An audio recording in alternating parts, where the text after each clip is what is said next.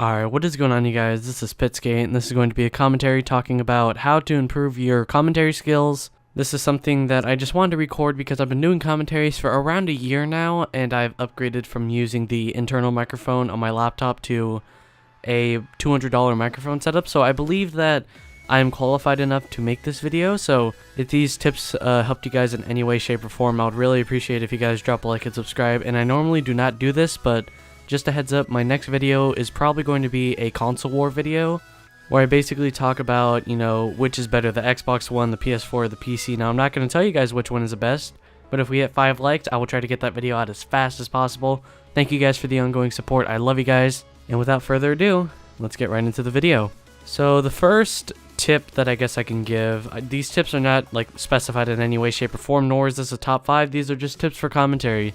A very simple tip is to make sure that you are recording with your microphone either on a flat surface or that you are not moving the microphone. This is dependent on the microphone that you have. If you have what I have, like an Audio Technica or a Blue Snowball, which comes with a little desktop tripod, make sure that you are recording on a flat surface and that you're not hitting the desk like this, or tapping on the desk or moving the desk with your foot. Make sure you're not doing anything like that, because that can cause unwanted bass noise. I could give you guys an example of the bass noise right now. That's the bass noise. It's basically when you hit your mic. Now, that was a bit hard for me to do because I have a shock mount.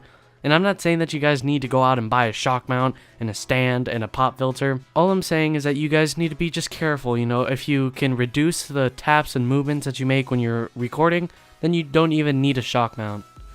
Also, if you have one of those headphone mics, like the Apple EarPods or the PS4 mic, just make sure that you don't move around or that it's not attached to your clothes or rubbing on your clothes, because that also picks up, and it's something that you just don't want in your videos, is basically what I'm saying. Now, the next tip would be, if you really want to, you might want to buy some mic equipment. Now, I'm not saying go all out, purchase a stand, a shock mount, and a pop filter / windscreen.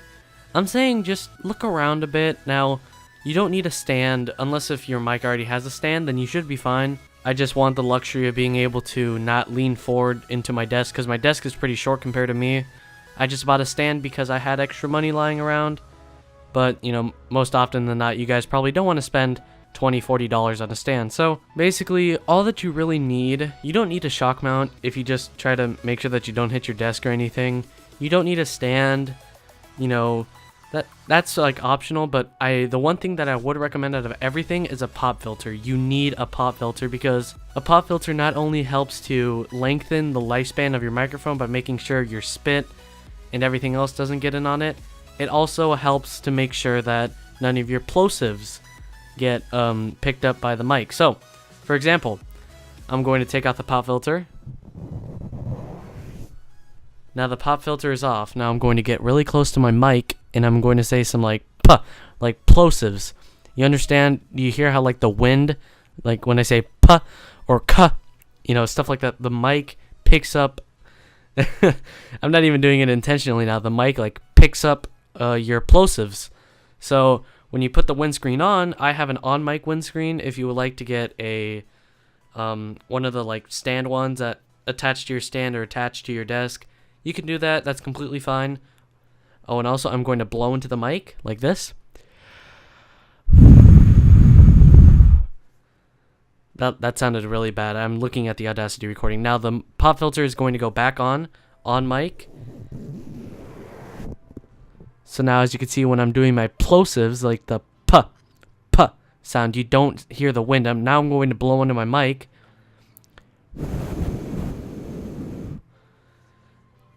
Now, I don't believe I got rid of all of the noise, but I believe that it definitely did filter it down. And that's a difference that a pop filter really makes. But also, I would recommend that you get the on-mic ones. Even though it may look a bit funky at first, it works a lot better than the ones that go in front of your mic, guaranteed. Now, next on the list is a very simple one. It's just going to be, don't go far away from your mic like what I'm doing right now, because that's a really stupid idea. You kind of want to get close up and personal with your mic. Because, the clearer you are, the higher quality sound that's, produced. And also, as you can see, if I get really close, you guys can kind of feel every single grain of my voice, if that makes any sense. That's a very quick tip. Just make sure that you are about, I'd say at the most 5 to 10 inches away from your microphone. You don't want to be so far away where it's very hard to hear you, but you also don't want to be too close so that way it picks up everything. Now, this next tip was this is like a shout out in the middle of a video, but shout out to Greg for definitely helping me with this tip. Now, I'm going to guesstimate that this video is about the 5-minute mark, 5.5-minute mark, but right now on my Audacity recording, it's at the 7-minute mark, and you guys are wondering, well, what's he doing?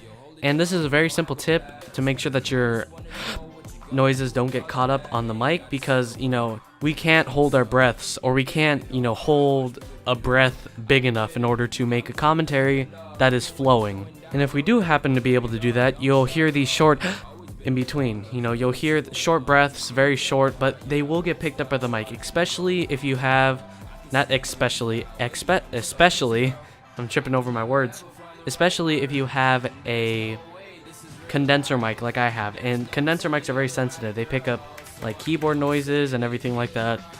So the easiest way to avoid breathing into your mic is to step back from your mic, take in your breath,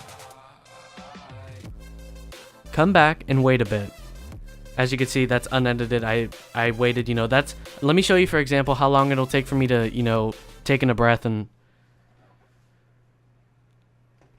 that's about how long it takes for me. It takes me about 3 to 4 seconds, and the reason why I do that is so that way I like to take more time when I take in breaths, and you guys are like, Pitsgate, that's so stupid, why do you do that? This may seem very unorthodox when you think about it at first. It's a lot more editing, of course, but if you don't, if you step back and take a breath from your mic and wait, you can edit out the silent parts and make the commentary a lot more flowing, so that way you don't also hear the in between it. It's just, I personally think it's an edit that is worth the time and effort. That thing's like a life hack too. Like it changed my life after Greg told me that. But moving on to the next tip, we also have don't rush yourself. If you want to do a commentary, and also don't rush yourself and don't try to force a commentary. Just let your commentary come normally to you. Don't like rush it because you're on a time constraint. I remember I did that once and I didn't really like how the commentary came out, but I still uploaded it.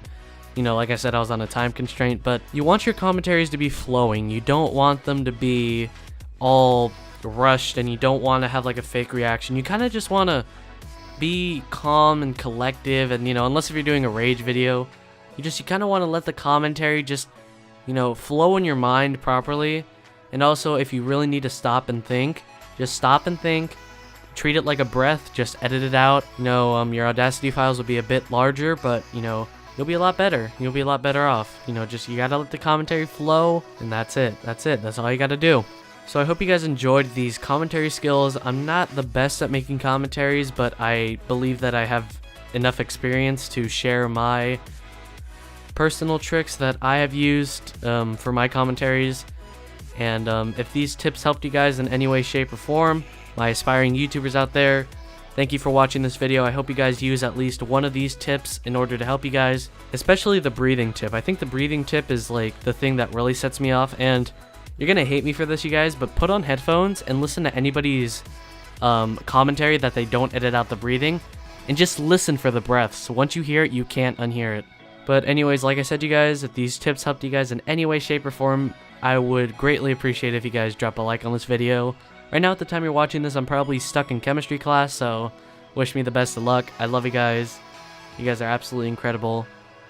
Make sure you guys stay safe, stay sexy, and stay awesome. It's been Pitsgate, and I'll talk to you guys in my next video. Peace!